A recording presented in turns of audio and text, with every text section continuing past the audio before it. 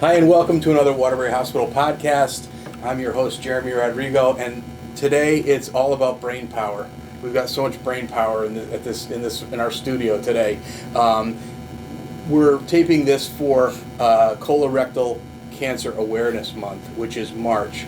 And what I have with me is a dream team of some of our incredible physicians that take care of patients with rectal cancer. And so, first, we have Dr. Victor Chang. He's a medical oncologist with a focus on GI. We have Dr. Douglas Housman, who is a radiation oncologist, and of course our own Dr. Zhang, who is legendary around these parts, who is a colorectal surgeon. And what's important for us to start right from the get-go is that Waterbury Hospital is accredited by the National Accreditation Program for Rectal Cancer. One of only 3 hospitals in Connecticut to have earned that accreditation, which is kind of a big deal.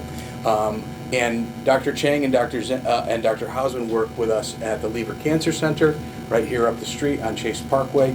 And we're going to talk about all of the things that are important for people to know about rectal cancer.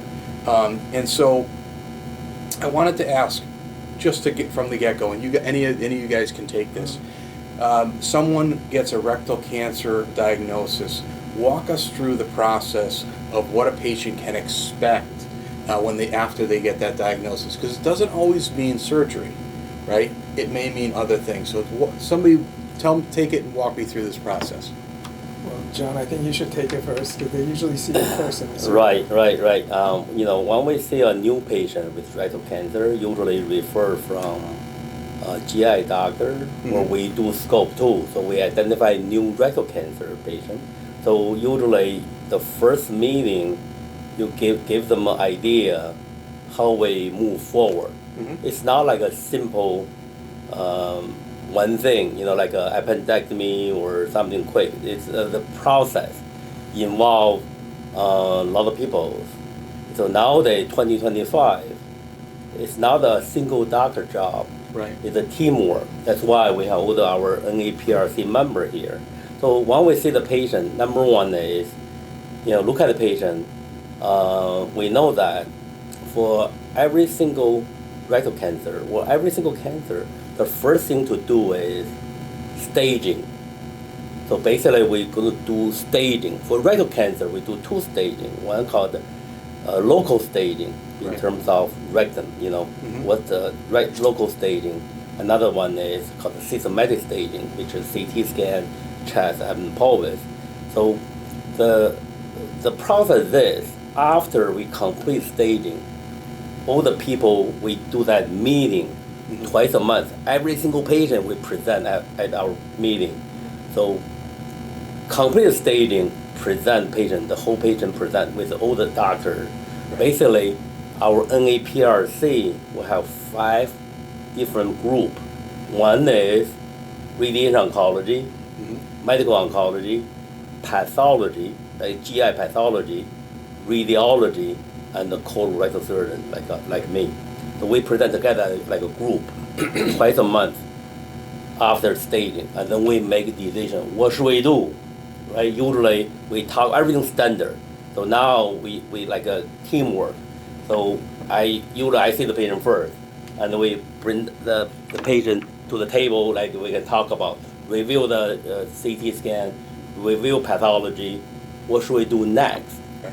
And it's not a one-size-fits-all type. It's individual, everyone different. Every patient is different. Every patient's stage or their path of treatment may be different. Right.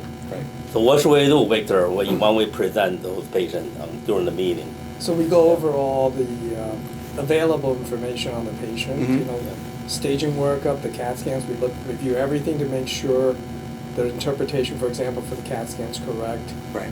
The pathology reading is correct.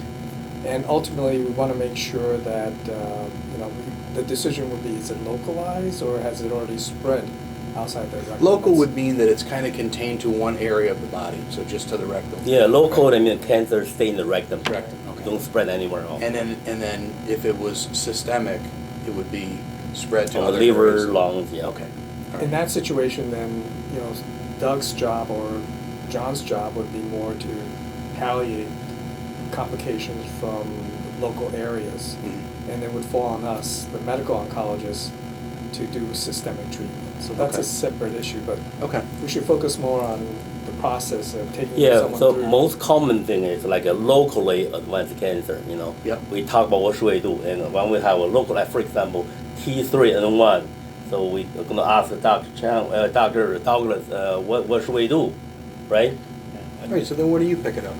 Yeah, so I usually pick it up a little bit after Victor has seen the patient as well as John's seen the patient. So usually when the patient's coming in to the clinic, what we're doing is we're talking with them about their stage and what the treatment options are.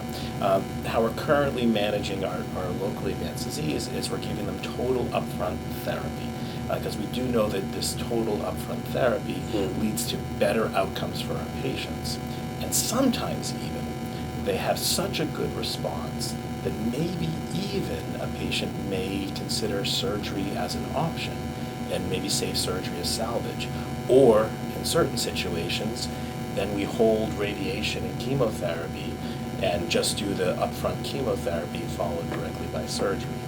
So we have many more treatment options on the table for patients now than we ever have before.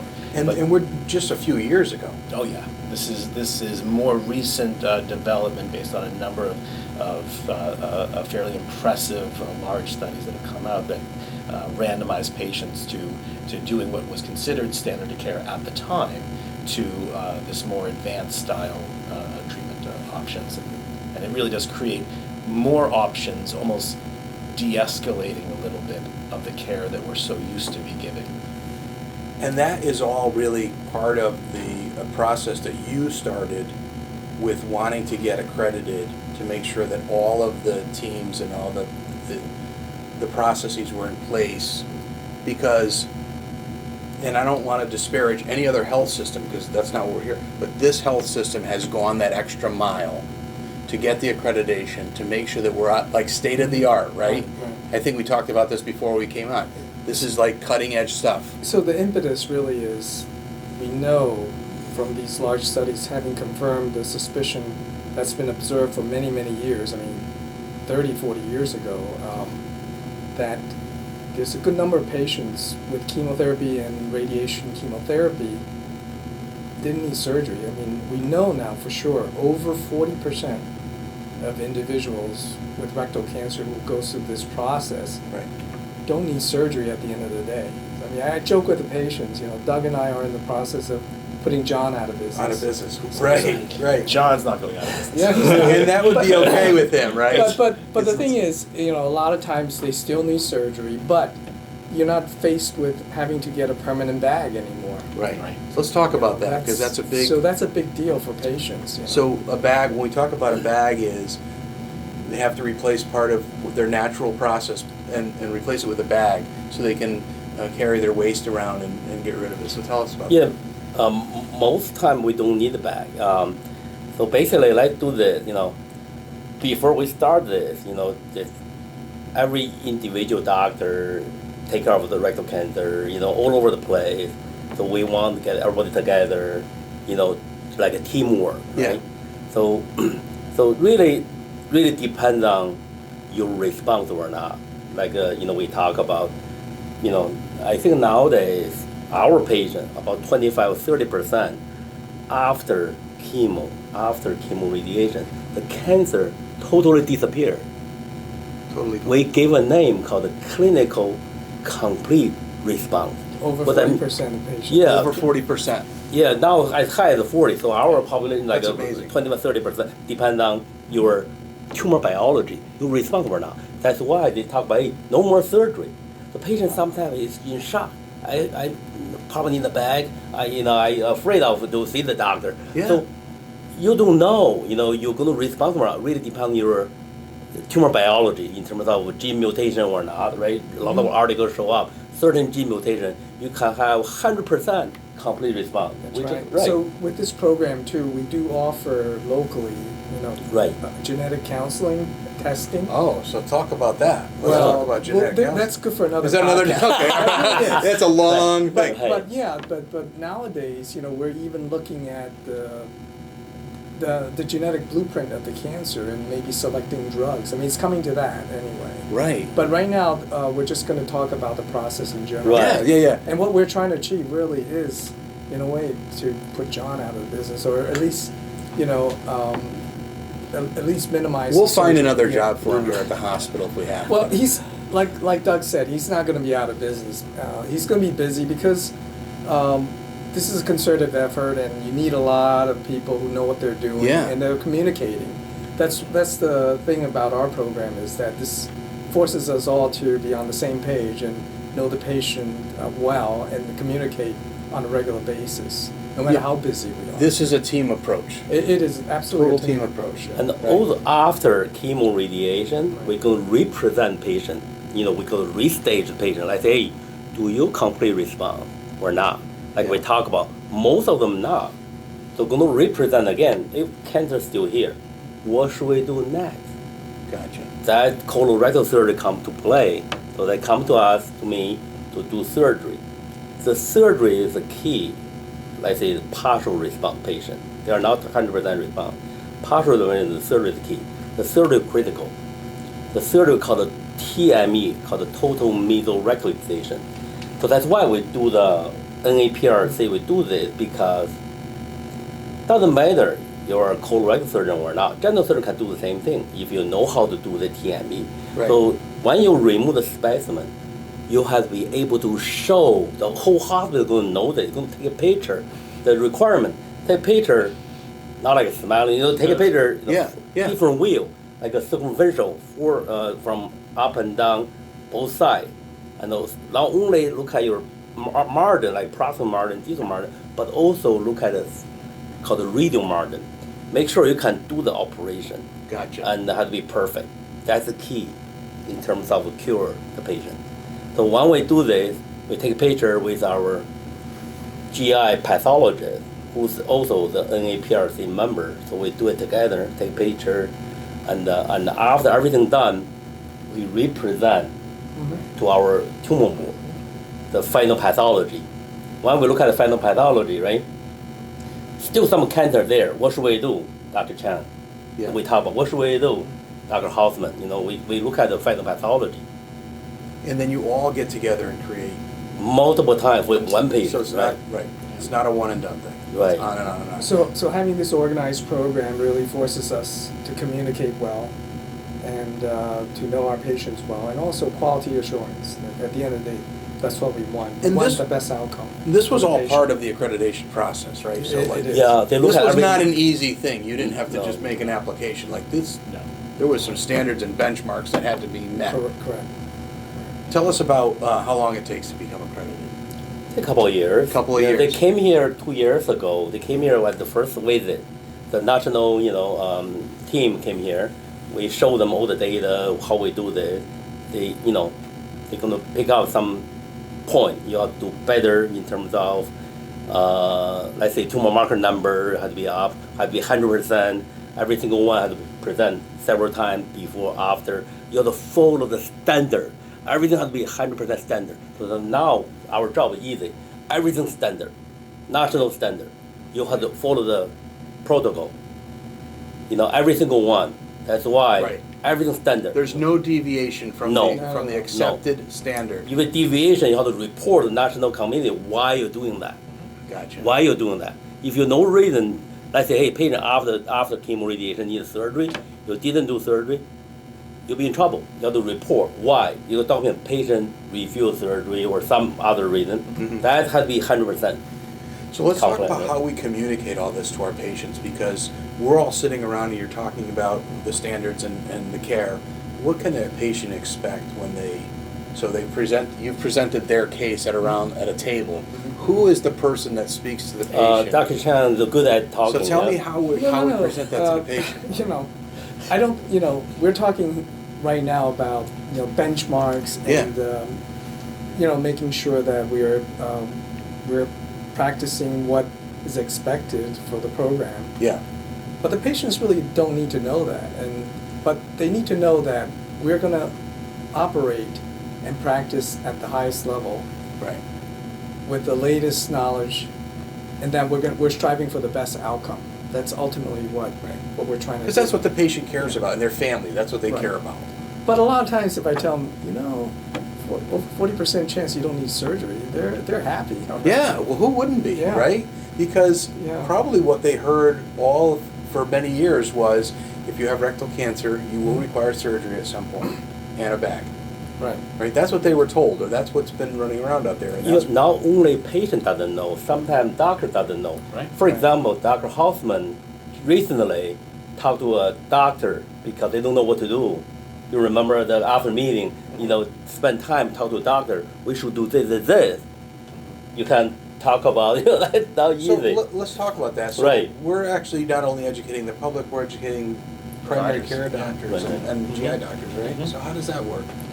I think a lot of the first steps in educating our primary care team is making sure that everyone's up to date with their colonoscopies and the appropriate screening testing that should be done, especially because nowadays we're even looking earlier because we're seeing far too many of these colorectal malignancies at a younger age.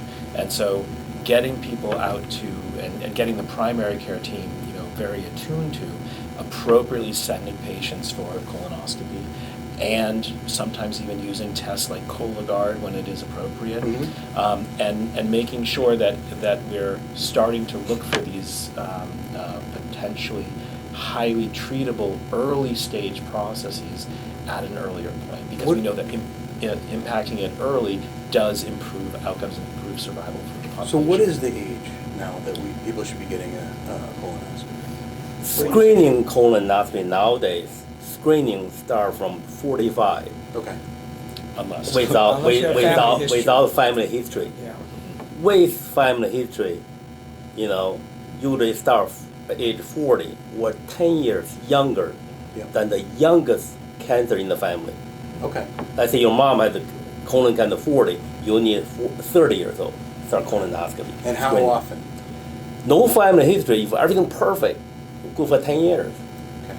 If you have family history, probably not, maybe 5 years or less, Okay. Because people are afraid of getting a colonoscopy, and I'm not sure why. I had mine done. My doctor recommended it. It was I had great. mine done. It's the early. prep. It's the prep, and it is not the best thing, but Yeah. I thought that the process and the procedure was great. It was I had the best sleep of my life. great. It's great. They knock you out. You wake up in another room. Everything's fine. Another thing I want to just highlight, it's great that we're doing this podcast because we just Yeah. got accredited last year. We want people to know we're delivering the latest care, the quality care. But I think people, are happy, patients of mine, when I tell them, you don't need to go outside of Waterbury, the Greater Waterbury area, to get the best radiation oncologist or surgeon, really, Right. world class. I'll bet my life on it. And not that I'm trying to drum up business. We do have enough already, but Right. people are happy to know they don't have to travel. Right. Outside of the Greater Waterbury area to That's- get the best care. And that's one of the things that we stress upon in other things that we do here at Waterbury, where we have great providers and we have great surgeons and specialists. Mm-hmm. But this, in particular, as we talk about colorectal awareness, there are only 3 hospitals in Connecticut that are accredited by the National Accreditation of Rectal Cancer. Right? There are only 3. The benchmarks, the standards are really high. You don't have to leave Greater Waterbury to get the state-of-the-art, Right. top of the line. You can't go anywhere else and get better care, right? Right. I mean, you can stay in the Greater Waterbury area, right here at Waterbury Hospital, Chase Parkway. It's like right here. And I think that's something that we all should be proud of, and that we should all, as people who are consumers of medical care, we should be really happy with, and you guys as a team should be really proud of, honestly. It's like the Michelin star for the restaurants. Yeah, right. That's a really good point, Victor. I never really thought about it that way, but it really It is. is. It's It an is. independent group evaluating, saying, this is going to give you good care. And you don't have to go somewhere else. You can get excellent care right there. And I think that's really the name of the You know, Right. we have to thank you for my colorectal OR team. It's the best team. You know, I've been different hospital training. You know, the OR team, robotic. We do a lot of robotic surgery. The colorectal team in the OR is first class.